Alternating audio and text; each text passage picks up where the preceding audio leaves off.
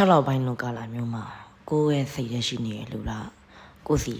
လာမှာလားကိုကြိုက်နေတဲ့ကောင်မလေးကောင်လေးကိုကြိုက်နေတဲ့ခရက်ကကိုပြန်ပြီးတော့အဖြစ်ပြန်ပေးမှာလားကိုစိတ်ထဲရှိနေမှာလားကိုပြန်ပြီးတော့ပြန်ချက်နိုင်ကြရန်ကုန်လုံးရှိလားရှိမရှိဘူးလားဆိုတာကိုတာတော့ဝီတွေအနေနဲ့ဖတ်ကြားပေးမှာပဲဖြစ်ပါတယ်ဗျအရင်တစ်ခါလိုပါပဲမိမိတို့ရဲ့စိတ်ထဲမှာကနံပါတ်1 2 3ဆိုပြီးတော့အဆင်ပြေအောင်ကိုကြိုက်တဲ့နံပါတ်ကိုမှတ်ထားလို့ရပါတယ်ဒါလေးကကနံပါတ်1ဒါလေးကကနံပါတ်2ဒါလေးကကနံပါတ်3ပဲဖြစ်ပါတယ်မိမိတို့ရဲ့စိတ်ထဲမှာရှိတဲ့ကနံပါတ်လေးတစ်ခုမှတ်ထားပေးပါဒါလေးကနံပါတ်1ဒါလေးကနံပါတ်2ဒါလေးကနံပါတ်3လေးပဲဖြစ်တယ်မှတ်ထားပြီးပြီဆိုလို့ရှိရင်ကနံပါတ်1ကိုအရင်ဆုံးဟောကြားပေးမှာပဲဖြစ်ပါတယ်ဗျ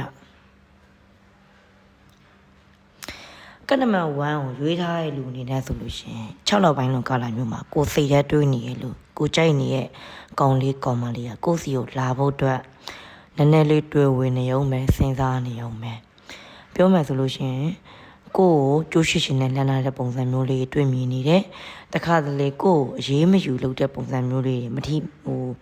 ပြစ်ထားတဲ့ပုံစံမျိုးလေးတွေသူဆက်တွယ်ခြင်းမဆက်တွယ်တဲ့ပုံစံမျိုးလေးတွေသူမဆက်တွယ်ခြင်းမဆက်တွယ်ခြင်းတဲ့ပုံစံမျိုးလေးတွေ့မြင်နေရတဲ့အရန်ကြီးစိတ်ထဲမထားနဲ့ဒီကာလပိုင်းခြားမျိုးမှာကိုကြိုက်နေတဲ့လူကကိုစိတ်ထဲရှိနေတဲ့လူကကိုနည်းနည်းလှည့်စားသွားတဲ့အတွက်ကြောင့်မို့လို့အထူးဂရုစိုက်ပါကိုဘက်ကအရန်ချစ်ပြနေမယ်အချစ်ကိုထုတ်ပြနေမယ်သူ့ပေါ်ရန်ကောင်းပေးမယ်ဆိုလို့ရှင်သူ့ဘက်ကပြန်ပြီး response ပြန်လာတဲ့ emotion နဲ့မကောင်းလို့ရှင်ကိုပဲပို့ပြီးခံစားလိမ့်မယ်ကိုပဲပို့ပြီးတော့စင်ကြီးစရာတွေကိုပဲပူဆွေးတော့ကြရောက်လိမ့်မယ်ဒါကြောင့်မို့လို့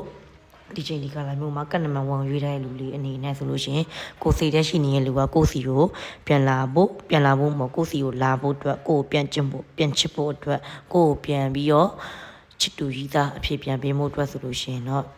ဒီကာလပိုင်းခြားမှုမှာမဖြစ်နိုင်သေးပါဘူးစိတ်မကောင်းစွာနဲ့ပဲနည်းနည်းလေးရေလိုက်ငားလိုက်ပုံစံမျိုးလေးပဲအချိတ်ဆက်လေးလှုပ်ထားမှုအတွက်ကျွန်တော်ပြောကြားပေးပါတယ်ဒါကနံပါတ်1ကိုရွေးချယ်ထားတဲ့လူလေးအနေနဲ့ဟောကြားပေးလိုက်ခြင်းပဲဖြစ်ပါတယ်ဗျ